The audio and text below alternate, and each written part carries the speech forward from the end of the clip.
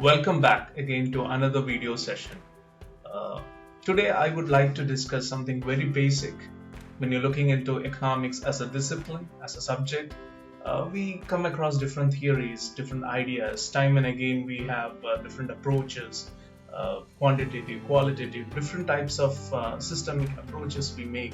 But I thought why not start with something very basic.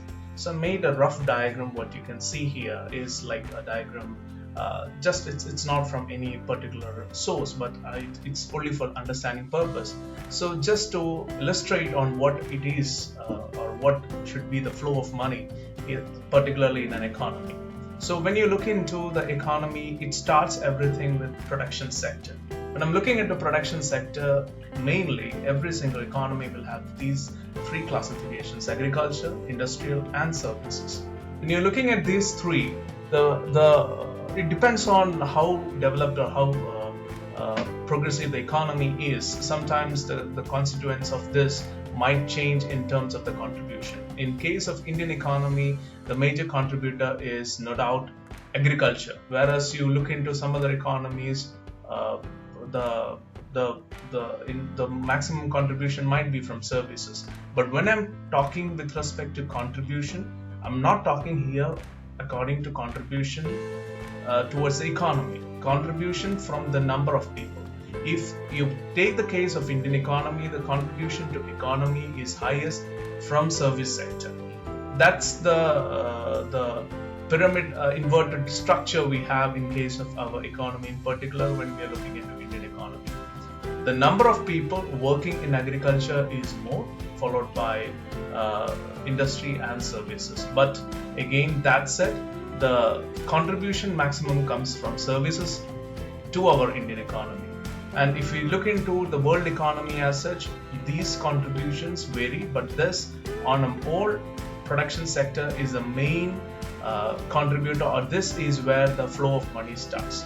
Now when we move forward, we have two different arrows coming out, and this is income tax, which is the direct one, and this another direct tax from the corporate, that is corporate income tax. The whole contribution of this goes to the central government, the government of the nation, whatever government it is we're talking about. So central government has different functions. If you look into different functions, broadly we can classify these functions into two: primary function and secondary function. Now defense, law and order, justice, they all come under primary function. When you're looking into secondary function, mainly the welfare activities, they are part of the secondary function. Now depending on how the government of the day undertakes or carries out these primary and the secondary function, the governance is determined to be good or bad. So it is like everything is crystal clear till here. The moment the government gives money or some sort of input to the population, let's say this is 120 crore, it is now 130, 135 crore approximately for India. So just to take a case in perspective, if we look into the population, government gives subsidies, that is an income for the population. But when you're looking at the whole population, we have to look from an economic angle. The economics, the discipline brings in the factors of production. The factors of production are four in number, which are the most famous ones: the land, the labor, the capital, and the entrepreneurship. And all these factors of production, they have the corresponding factor incomes.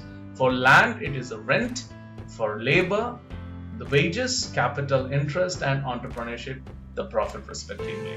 So from the population, from the government, and from the production sector, we look into the savings. Now from the government is the governmental savings.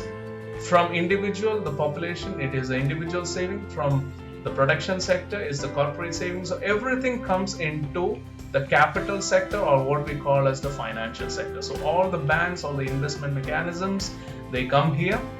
So this is where the total income comes and settles.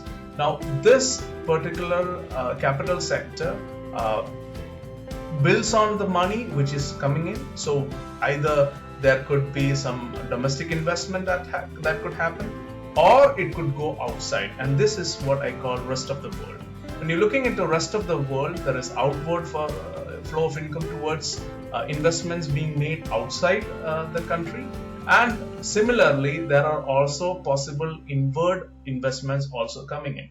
that we go in detail maybe in some other sessions like FDI, FIS, etc., which is well common known for. But then we also have the rest of world interactions with the production sector, agriculture, industry, services. We do have the export, right? So this export also brings in or gives out the income or brings in income, as in case of receipts for the production sector.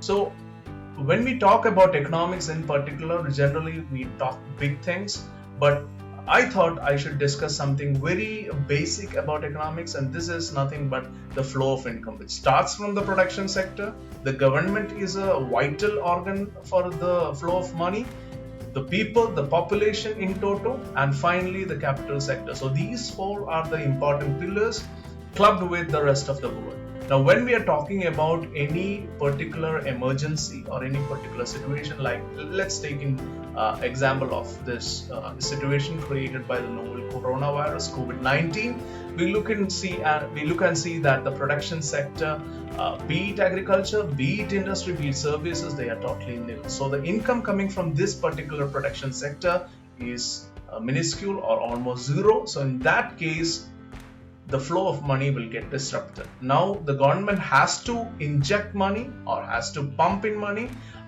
in forms of loans, in forms of economic packages to boost the economy or to keep or start the economy again from scratch. So this flow of income, this is the flow of money that should happen within the economy.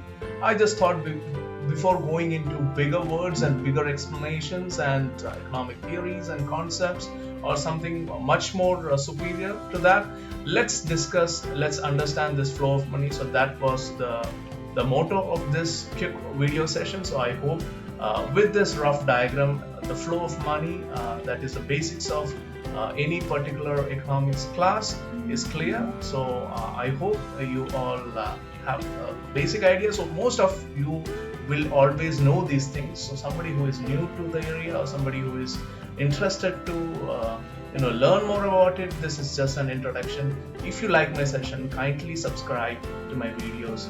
See you later with yet another informative session. Thank you.